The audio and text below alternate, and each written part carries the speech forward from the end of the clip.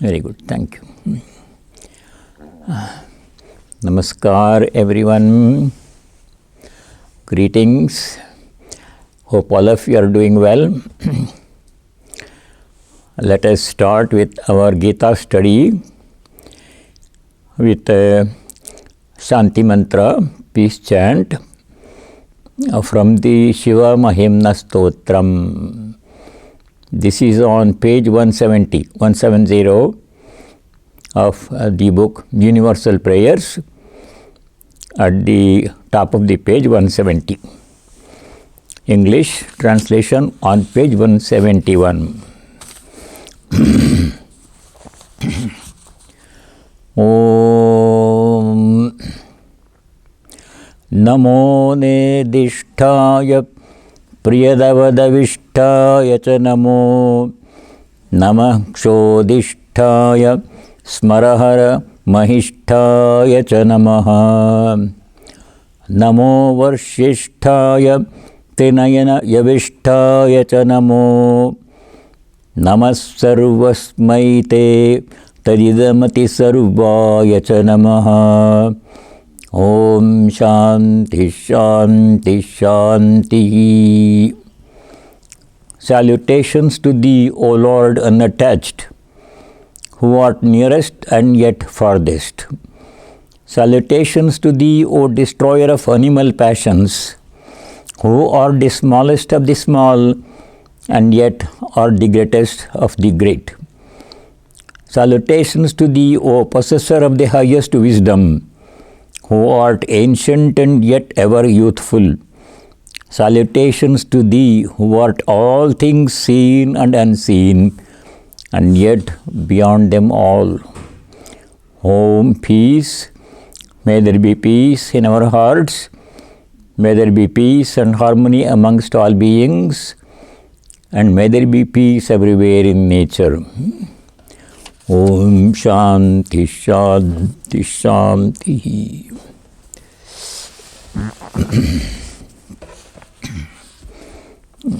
Yes, thank you.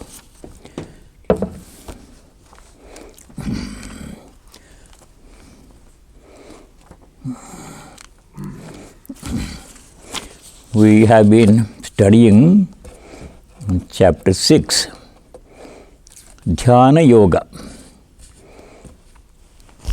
In this chapter, as the title indicates, the topic is Dhyanam or meditation. Much of it is about the preparation for meditation, preparation of the mind. If the mind is prepared, meditation will be natural. So we were studying shloka numbers 5 and 6 last time, which emphasize self-effort, one's own effort. If you want to succeed in anything, we have to work very hard. If somebody else works hard, we cannot get the benefit of their work. That will not work. We have to work for our own salvation. Other people can help us, guide us, encourage us, but work has to be done by ourselves. That is the importance of self-effort in verses 5 and 6 in chapter 6 that we studied last time. Now, excuse me, let us go to verse number 7, 8, these two shlokas, they describe a person who has succeeded in calming down the mind. Earlier we saw Yoga Rudha, the two terms, Arurukshu and Yoga Rudha. Those two terms came in shloka number 3 of this chapter. Shloka number 3, there Sri Krishna said, Arurukshor maner yogam karma karanamuchyate yogarudhasya tasyaiva Shamah karanamuchyate. Arurukshu means, arohana means climbing. Arurukshu means a person who is desirous of climbing to the height of yoga. He wants to become a yogi. We are at a starting point and our desire is to become a perfect yogi, able to meditate perfectly. Such a person who has such a desire is called arurukshu. For such a person, what is the means to become to reach the highest height of yoga? Karma karanamuchyate. Karma has to be done. Whatever work we do has to be done properly as karma yoga. Then mind becomes calm, free from attachment. Attachment is the main obstacle to meditation. Attachment to sense objects and everything. So how to become free? By doing all our work as karma yoga, as worship, as offering. That we have seen before in earlier chapters. Such a person arurukshu. When a person has done that, has succeeded in calming down the mind to a large extent, such a person has become a yoga rudha. Arudha means one who has already climbed to the top. Ratha rudha means one who is sitting on the top in the ratha, has climbed the ratha. Ashwarudha means one who is sitting on the back of the horse. Otherwise, before climbing to the back of the horse, he is standing next to the horse, thinking, how am I going to get up?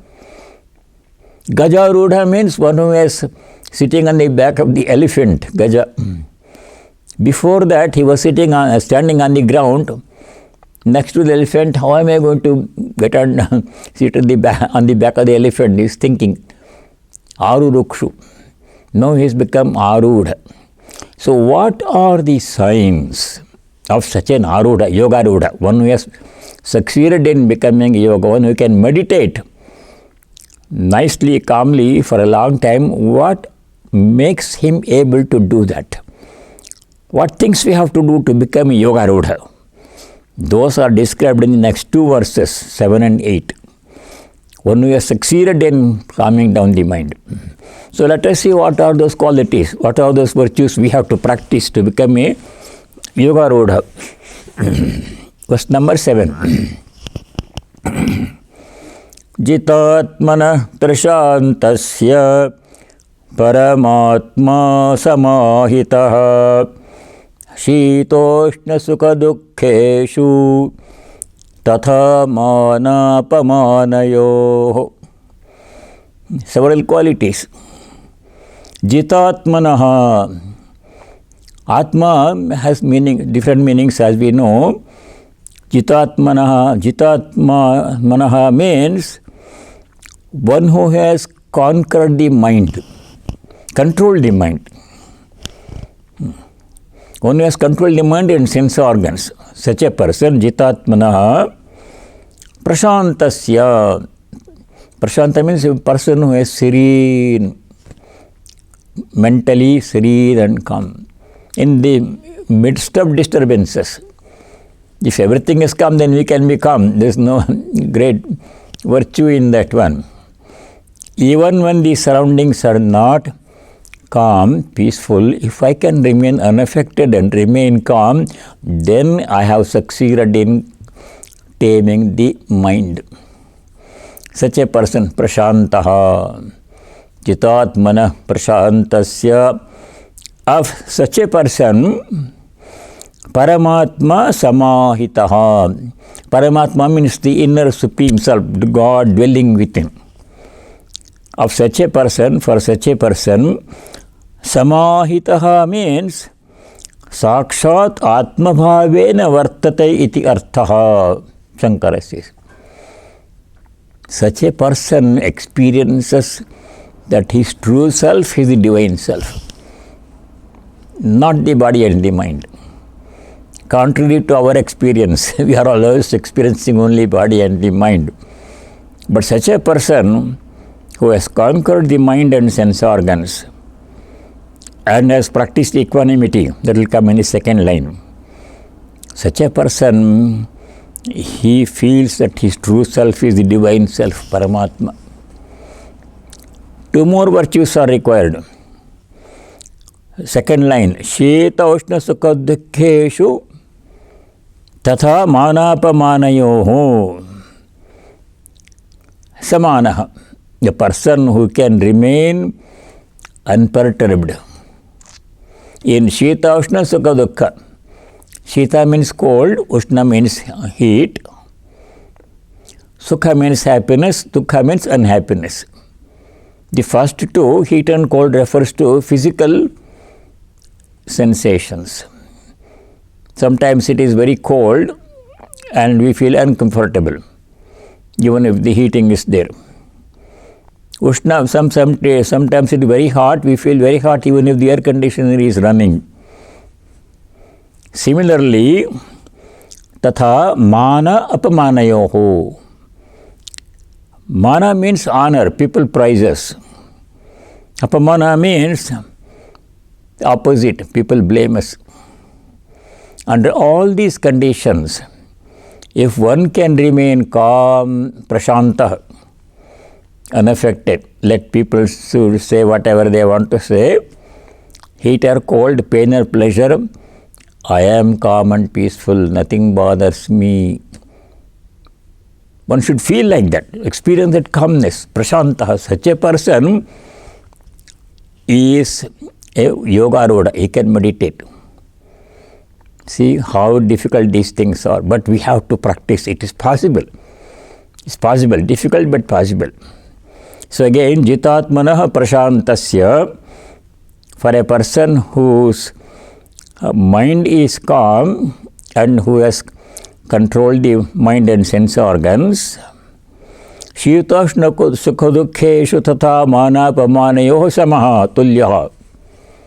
Person who remains unperturbed, calm in heat and cold and pain and pleasure, in praise and blame, mānāpamānayoḥ. If a person can do this one, if he can remain calm, praśāntaḥ under all these conditions, then that person feels the divine presence within. For such a person, paramātmā samāhitaḥ. Paramātmā samāhitaḥ means sakshat atmabhavena vartate iti artha. He really experiences, remains anchored in the self within. No matter what happens to body, mind, does not bother that person. That is the quality, that is the preparation. Such a person is a yoga-rūಢa, he can meditate. The next shloka, the continuation of the same description of a yoga-rūಢa. Verse number 8. Jnana vijnana triptātmā kūtastho vijitendriyaḥ yukta ityuchyate yogi samaloṣṭhāśmakancanah. Jnana vijnana triptātmā kūtastha vijitendriyaḥ. Such a person, such a yogi, yukta iti uchyate, samaloṣṭhāśmakancanah. All of these are qualities of a yogi. Equanimity is the main quality under all conditions. So let us see. Jnana means knowledge gained by the study of scriptures about the self, atma-jnana. Jnanam shastrokta padarthanam parigyanam. That means the principles, a person conversant with the principles enunciated in the Shastra, scriptures, Upanishad, Bhagavad Gita. Such a person, such quality, jnana, knowledge of the scriptures, well understood and digested. Vijnana means anubhava, experience. Vijnana means Vijnanam tu shastratah jnananam tathaiva svanubhavakaranam. One has experienced the truth of the scriptures. Knowing the scriptures is one part only. Experiencing the truth of the scriptures is vijnanam. Jnana vijnana triptātmā. One who is content with knowledge and experience. Kūtastha. Kūtastha means something that does not change. Kūtastha means aprakampyaha. Kampanam means shaking. Kampanam means vibrating, shaking. Aprakampya means a person who does not remain, is not shaken by anything. Unshakable, firm. No matter what happens, praise or blame or heat or cold or pain or pleasure, gain or loss, remain calm, unperturbed. Such a person is a kūtastha. Aprakampyaha. Prakampana means shaking. He is unshakable person. No matter what happens, he remains calm. Very difficult quality, but we will have to do that one. Aprakampyaha, kūtasthaha. Saha, one more quality. Samaloṣṭaśmakanchanaḥ. Who has no difference for a clod of earth, a stone, and gold. Loṣṭa ashma kanchanaḥ. A clod of earth, not of any much value. A piece of stone, nothing much value. Kanchana means gold, same thing. For ordinary people, gold is something that we have to protect. I have to gain more gold, more. Piece of stone, throw it away. Mud, what do you do? So difference. This precious, this is valuable, this is not valuable, that is useless. There is no such thing. Everything is same. You remember Sri Ramakrishna throwing coins into the river, saying, Taka Mati, piece of clod, earth. Of course, we cannot do that. We should not do that one because we are not like Sri Ramakrishna. That is a very high ideal. That means for him there was no difference. Everything is same. But for Vyavahara purposes, we have to be careful. We should not throw the gold coins if we have any into the river. That won't work for us. Samaloṣṭaśmakanchanaḥ. The same things will come in the 14th chapter also and other chapters also.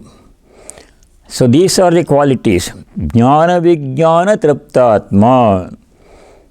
Yogi is one who is content with knowledge of the scriptures and experience of that scriptures, truth of the scriptures. Kūtasthaha, who is unshakable, remains unperturbed by whatever happens. Vijitendriyaha, sense organs are under control. That's the most difficult thing that we have seen in second chapter also. In the description of the Sthita Prajna, a sage of steady wisdom, in second chapter, verse 55 to 72, there this control of sense organ comes a couple of times. In sloka number 61, chapter 2, 61, describing a Sthita Prajna, a sage of steady wisdom, Sri Krishna says, Vashe yasya indriyani tasya prajna pratisthita. Yasya indriyani vashe. A person whose sense organs are under control. Vasha means control. Tasya prajna pratisthita. Such a person is a person with steady wisdom. Sthita prajna. So, control of sense organs is the key to all spiritual practice. Without that, no spiritual practice is possible. No karma yoga, no jnana yoga, no bhakti yoga, no yoga. Sense organs have to be controlled. That comes in many places in the Gita. So here, Vijitendriyaha, a deal. And the first line, we are studying verse number 8. Such a yogi, saha yogi, yukta iti uchyate. He is considered to be yukta, is a yogi, accomplished yogi. Yukta means accomplished yogi.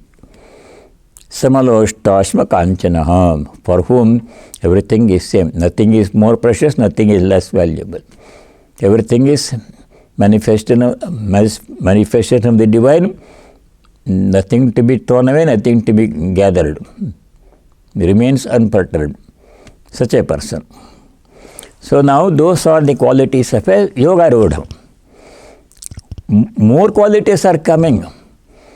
Another quality is, as we have seen before in the 5th chapter, Samadarsitvam. Samadarsitvam means what? Same-Sightedness. One important verse which we have to note, I emphasized in chapter 5, is verse number 18, where Sri Krishna says, for a Pandita, everything should be seen as the same. Beginning from the highest human being of the highest accomplishment to the lowest human being, including animals, cow and elephant and dog and everything, all have to be considered equally as divine manifestations. That sloka I remember, verse number 18 in chapter 5. Very important sloka. Vidya vinaya sampanne brahmane gavihastini shunichaiva shvapakecha pandita samadarshinaha. Samadarshinaha means people who look upon everything in the same way, respecting everybody, showing compassion and respect to everybody, but using common sense, staying away from wicked people and from dangerous animals. Same quality has come in verse number 9 in chapter 6, same-sightedness, but in regard to people of different qualities. In our life, many people come and play a part. Some people play a very significant part, and some people play a fleeting part in our lives. All of them are not of the same quality. Some are very good people, some are very bad people, some are in between. But what should be our attitude towards those people? That is being described in verse number 9. This is an important quality for a yogi. Then meditation will become possible. If you dislike somebody, that will bother you in the meditation. If you are attached to somebody, that will come in meditation, disturb the meditation. No attachment, no hatred, everybody is same. So that is verse number 9. Let us chant verse number 9. Suhran mitra yudasena madhyasthadveshya bandhushu sadhushvapi cha papeshu samabuddhir vishishyate. Samabuddhi means person with same-sightedness, same attitude towards everybody. Towards what kind of people? Different kinds of people of different qualities and relationships. Let us see. First one, Suhrit. Suhrit means Suhrit iti pratyupakaram anapeksha upakarta. Shankara says. Suhrit means a friend who helps us when we need help without expecting anything in return from us. Pratyupakaram anapekshya upakarta, upakaram yaha karoti, saha suhrit. Suhrit is a person who helps us when we need help without expecting anything in return from us. Such people are there. One, suhrit. Mitra. Mitra means snehavan, a friendly person who is friendly towards us. Mitra. Third person is udasinaha. Udasinaha means nakasyachit paksham bhajate. A person who does not take any sides. A person who is same in respect of all sides. In Udasinam, here it says, friends, foes, indifferent persons, neutral people. Udasinaha. Next one is Madhyasthaha.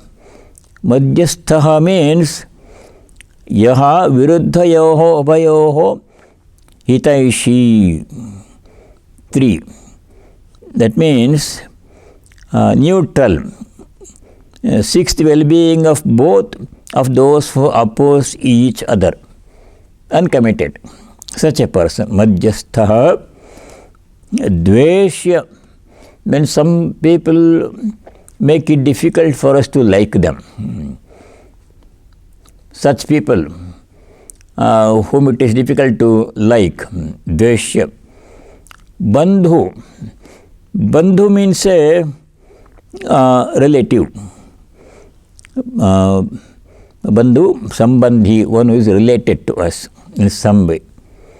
Sadhushu api. Sadhu means a holy, nice person, holy person, sattvic person. Sadhushu, shastranavartishu, those who follow the principles of Shastra. Sadhus are those who follow the directions given in the scriptures, lead their lives according to scriptural instructions. Such people are sadhus. Sadhushvapicha papeshu. Papaha means a person who does sinful deeds. Papeshu pratishiddhakarishu. Eteshu sarveshu samabuddhihi. See how many different kinds of people come and play a part in our lives. Not all the people with whom we come across in our life are good people. Some are very good, some are very bad, some are in between, some are unconcerned. Some we don't like, some are very friendly, some help us even without expecting anything from us. All these different kinds of people, towards all of them, samabuddhihi vishishyate. A person who has the same attitude excels. Vishishyate means excels. So that's a quality that came before also.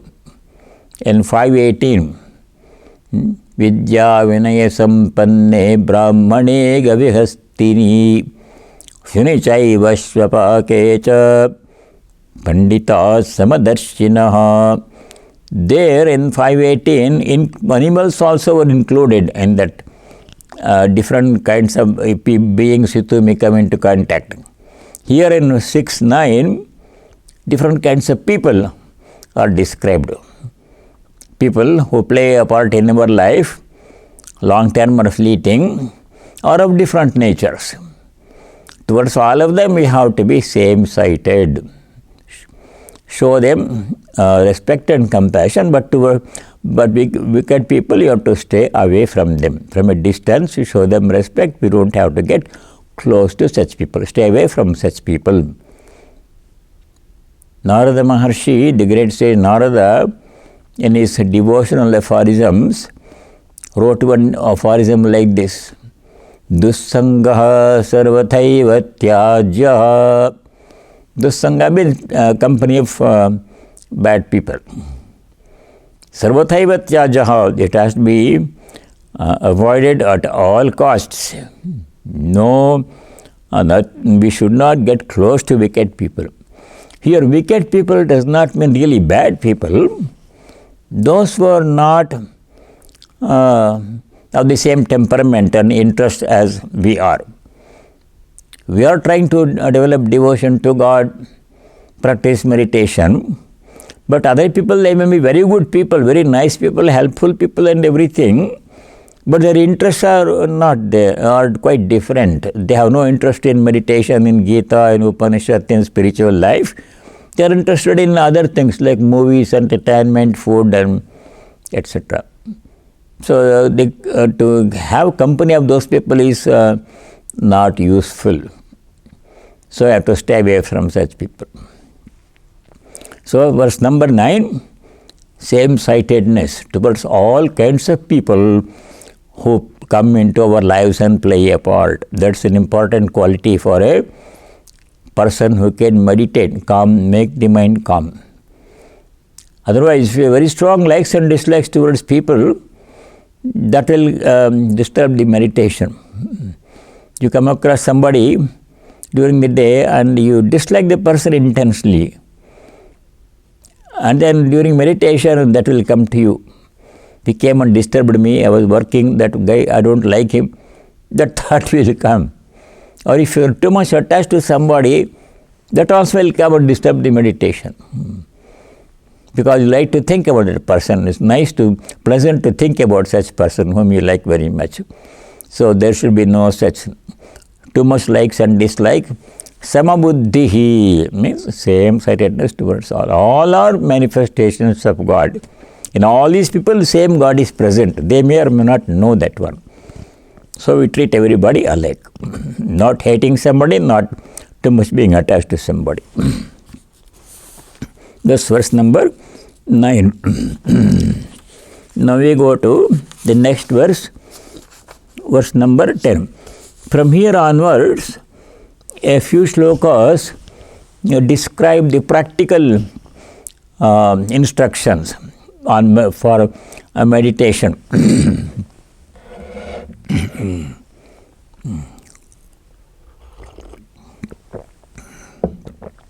Some practical instruction which you are already familiar, but they are to be followed. So verse number 10. These are easy verses. Yogi yunjita satatam atmanam rahasi sthitaḥ ekaki yata jitātmanaḥ nirāshīra parigraha. All qualities of a yogi, one who wants to meditate, and some instructions, practical instructions for preparation for meditation. Yogi yunjita satatam. One has to strive incessantly for meditation. Meditation is not a half-hour effort in a day. If you want to meditate for a half hour, 1 hour in the evening from 6 to 7, you have to prepare for it the remaining 23 hours. If you lead all kinds of, if you do all kinds of things during the rest of the day, and then sit down for meditation, that will not be possible. Whole day must be preparation for meditation.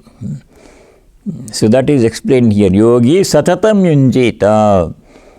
A person who wants to meditate must strive incessantly. Atmanam yunjita. One must, living in solitude, apply himself. Atmanam yunjita. One must apply oneself to yoga incessantly. Satatam. How? Rahasi sthitaḥ. Staying in solitude. Rahasyam means secret. Solitude is a very important quality, requirement for meditation.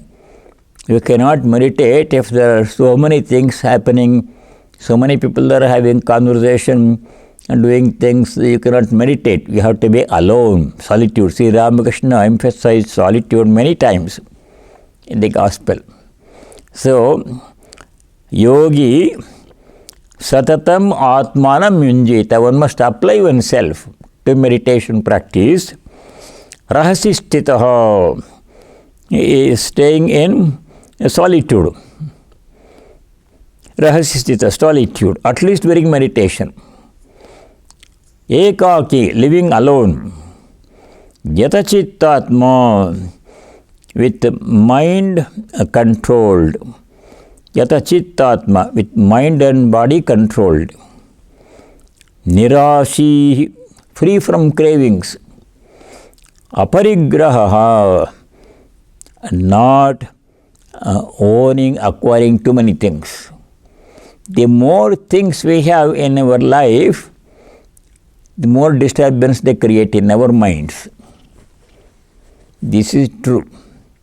The fewer things we have, less the disturbance from outside objects.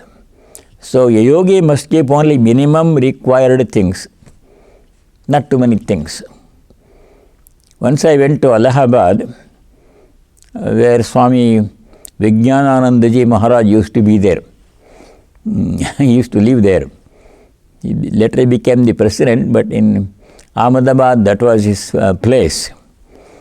So in that ashrama, there is a room where he used to stay at that time.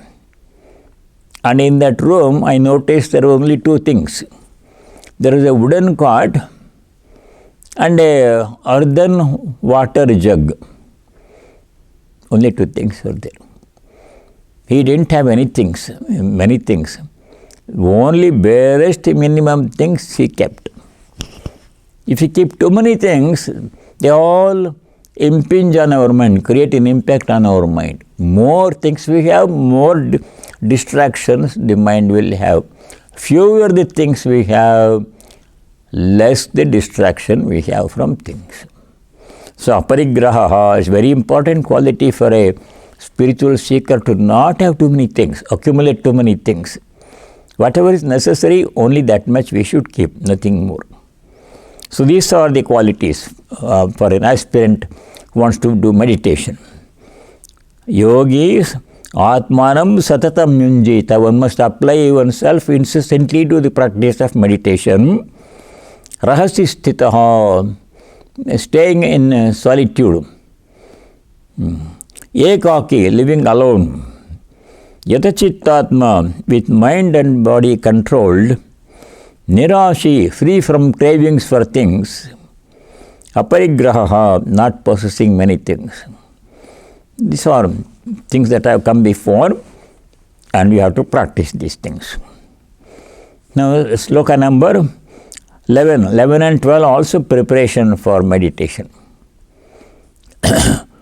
Shuchau deshe pratisthapya sthiramasanamatmanaḥ natyuchritam nati nicham chailajinakushottaram. Shuchau deshe, in a clean place. The place where we sit for meditation must be clean. It's an obvious requirement. Pratisthapya, setting one's firm seat in a clean spot. Sthiram asanam. The asana must be sthira, firm. It should not be moving. Na ati uchritam, not too high. Na ati nicham, not too low. Chailajana kushottaram, the seat must be made of 3 layers. This is old custom, where people used to meditate in the forest. Now we are not meditating in the forest, we meditate in our own puja room or in the temple. Chailajana kushottaram. Chaila means cloth. Ajana means hide, usually deer skin. Kusha means a kind of grass, sharp edged grass. So these 3 layers have to be arranged for a meditation seat. First is in the reverse order in which they are mentioned. So kusha means a layer of grass has to be arranged. Why? Because those days they were meditating in forest and other things, animals used to come, creeping animals, so to keep them away. Probably kusha. On top of that, ajina, a deer skin or a tiger skin. On top of that, chaila, a piece of cloth. And then you sit down on top of that.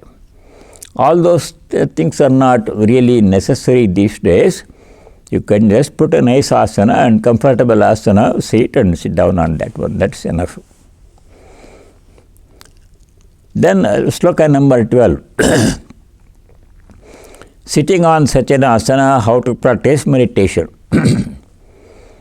Tatraikagram manah kritva yata chittendriya kriyaha upavishya-sane yunjat yogamātma-vishuddhaye. Sitting on such an asana, making the mind one-pointed. Manaha ekagram kritva, making the mind one-pointed. Controlling the activities of the mind and senses, it comes again and again. Yata chitta indriya kriyaha. Chitta means mind, indriya means sense organs. Yata means controlled. Kriya means activities. Controlling the activities of the mind and sense organs.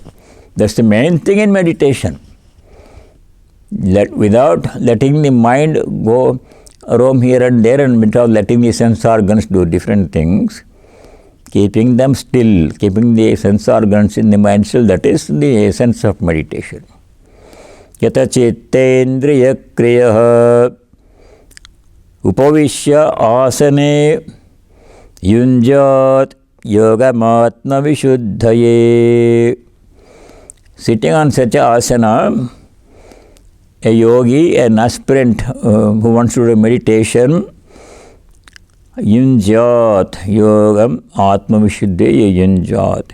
One must apply oneself for meditation for the purpose of atma-shuddhi, atma-vishuddhi, for self-purification. What is the purpose of meditation? Purifying the mind, freeing it from all impurities, and that way removing the obstacle for realization. Then we go to the next verse. Verse number 13. More practical instructions. Samam kaya shiro grivam dharayannachalam sthiraha sampreyakshanasikagram svam dishonour. Sloka number 13. Holding the body, head and neck evenly and steadily, the resolute yogin fixes his gaze on the tip of his nose, not looking around. Kaya means body. Shira means head. Griva means neck. Kaya shira grivam samam dharayan. Keeping the body, neck and head in one vertical line. Not stooping forwards like this, not going backwards like this, or swaying to the side. Firm and body, head and neck in one vertical line. Sthiram, without moving, fixing. Sthiraha, nasikagram swam nasikagram samprekshya. Looking at one's own tip of the nose. That is not to be taken in a physical sense. If you look at the tip of the nose, then the eyes will begin to hurt after some time. That means disascha anavalokhayan, not looking at any particular thing. If you look at something, then you will think about something. If you look at the piece of paper, you will think about the piece of paper. If you look at the pen, you will think about the pen. Don't look at anything during meditation. If you look at something, that thought will come to the mind. So not looking at any particular thing. Either closing the mind, or if necessary, you can look at the photo or image of the chosen ideal. That is also okay.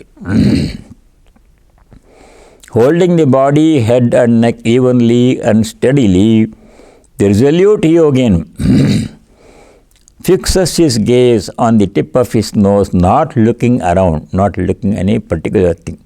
If you look at something, you will think about that thing. Then, next sloka also contains instructions. Number 14. Praśāntātmā vigatabhīh brahmacārya vrate sthitah Manasamyamya machitto yukta asita matparaha. How to sit down for meditation. Praśāntātmā, mind must be kept serene, no disturbance in the mind. Thinking about past events disturbs the mind. Even pleasant events, something nice, pleasant happened yesterday or last year, we think about it, then that will disturb the mind. No meditation. Think about something unpleasant, oh, why did you do like this, why did they say like that, then it will disturb the mind. So, not thinking about any event, praśāntātmā, keeping the mind calm, you get the bhi, free from fear. For a devotee, no fear. I am the child of God, He is protecting me, so why should I be afraid? So, in thinking like that, the devotee becomes free from fear. Devotion and fear will not be together. If you are devoted to God, then there is no fear. God is protecting me. Yogakshemam vahamyaham, he has said in the Gita, 9:22. We will study it later when we go to 9th chapter. Chapter 9, sloka 22. God has promised, assured us that He will take care of us. No need to fear. Chapter 9, verse 22. Ananyās cintayanto mam ye janāh paryupāsate teshām nityābhiyuktānām yogakshemam vahamyaham. For those who are ever devoted to me, worship me in every way, I shall protect, I shall provide what they need and protect what they have. Yogakshemam. Yoga means providing something that we need. Kshema means protecting what we have. That both those things He will do, He has promised. So what is there to be afraid of? He is protecting me. Devotee's attitude, no fear. Vigata bhi. Jnani has no fear because Jnani sees everything as Brahman. So what is there to be? Who is afraid of whom? Everything is only Brahman. There is no second entity to be afraid of.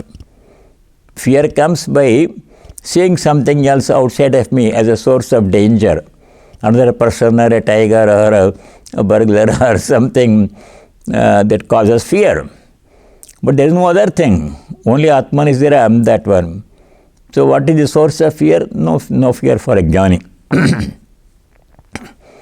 When Totapari was meditating under a tree in Dakshineshwar, there was a yaksha living on the tree.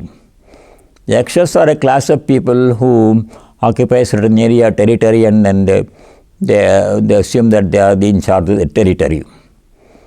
So the yaksha was in charge of the Dakshineshwar territory. He wanted to frighten this Totapari, was sitting under a tree, meditated, middle of the night.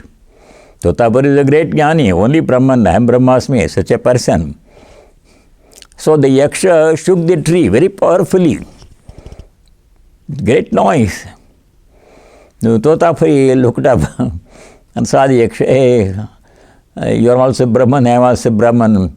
If you want, come and sit down, meditate with me. Totapari is like that. You are not afraid of yaksha. Everything is Brahman. So for a jnani, no fear because everything is Brahman. And he is Brahman. There is no second thing at all to be afraid of.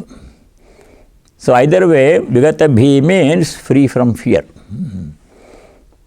Praśāntātmā, with a serene mind. Vigata bhi, without fear. Brahmachari vrate sthitaḥ, established in the vow of chastity. Chastity is very important for meditation. Otherwise, mind, body both will be disturbed.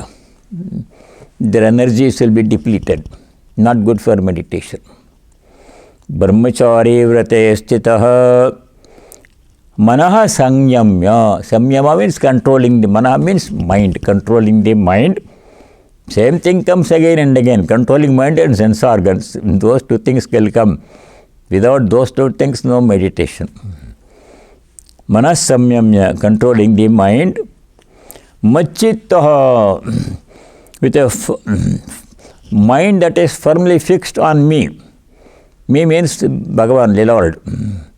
If your mind is not fixed on God, if your mind is thinking about various things, then there is no meditation possible. Machitasya tatam bhava, later also is going to say. Our mind must be fixed on God, not on the world. So machittaha means fixing our mind on God. Machittaha yukta asita matparaha. Matpara means one who makes God the most important thing. Intent on achieving God realization. Matparaha. Matpara comes several times in the Gita. Matpara is a person for whom God is the most and only important thing. For a person who is wants to acquire a lot of money, for him God is not the thing. Money is the important thing. He always thinks about how to make more money. That's his goal. But for a person who wants to reach God, he only thinks about God. How am I going to reach God? God is the one and only important thing in life. Nothing is more important. Such a person is a matparaha. Yukta asita. One must sit down with a controlled mind and sense organs. So, sloka number 14, verse number 14.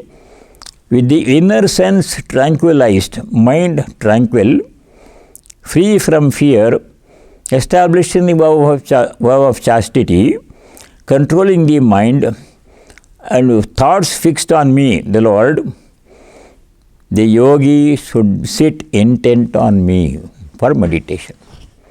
Other qualities for meditation, preparation. Now let us see, the next verse is 15. If a person does all these things, then he can meditate. Verse number 15. Yunjannevam sadatmanam yogi niyatamanasah shantim nirvana paramātmā adhigacchati. Thus applying oneself unintermittently with a disciplined mind, the yogi wins peace, which is abiding in me and whose climax is emancipation. If a person practices as mentioned in the previous 4 or 5 slokas, then what happens? A person is able to meditate successfully. That's in 15. Evam sada atmanam yunjan. So I'm always applying oneself to meditation in this way, as mentioned in the previous 3-4 slokas. Yogi niyatamanasah, a yogi with a controlled mind. What happens to such a person? Nirvana paramātmā shantim adhigacchati. Such a person achieves supreme peace.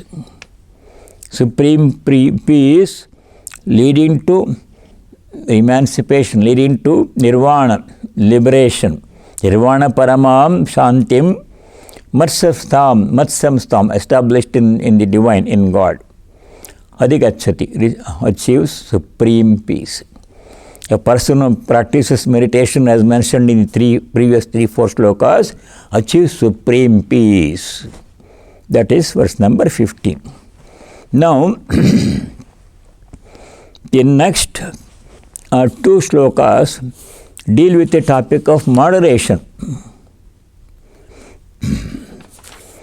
Moderation in everything is a very important virtue for those who want to lead a spiritual life.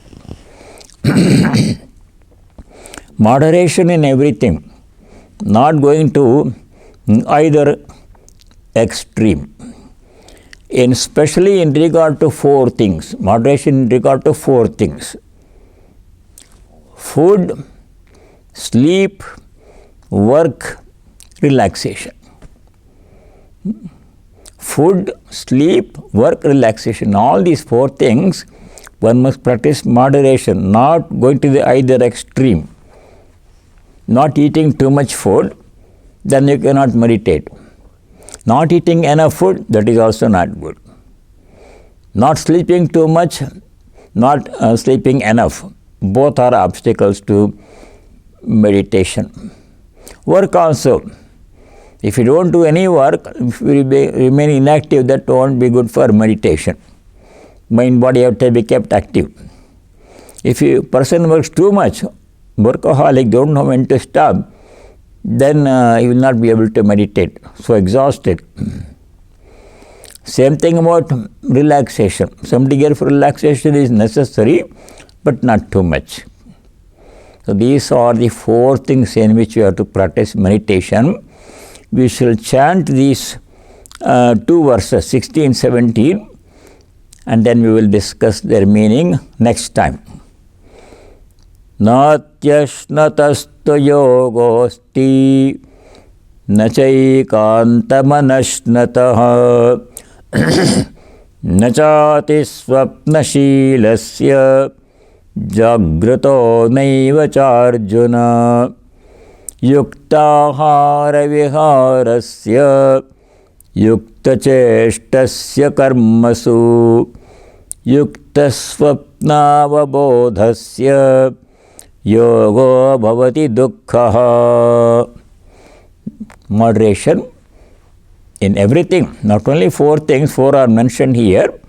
In everything, moderation is very necessary for spiritual seekers. So we shall stop here and continue with 6th chapter next week. I shall now say the closing prayer. Om sarve bhavantu sukhinah sarve santu niramayah sarve bhadrani pasyantu ma kaschid dukkha bhag bhavet. Om shanti shanti shanti. Om, may all be happy, may all be free from diseases, may all realize and practice what is noble and auspicious, may no one be subject to misery. Om, peace, may there be peace and joy in our hearts, may there be peace and harmony amongst all beings, and may there be peace everywhere in nature. Harihi Om Tat Sat. Sarvam Sri Ramakrishna Arpanamastu. Thank you all, and stay well and stay in touch. Thank you very much. Namaskaram.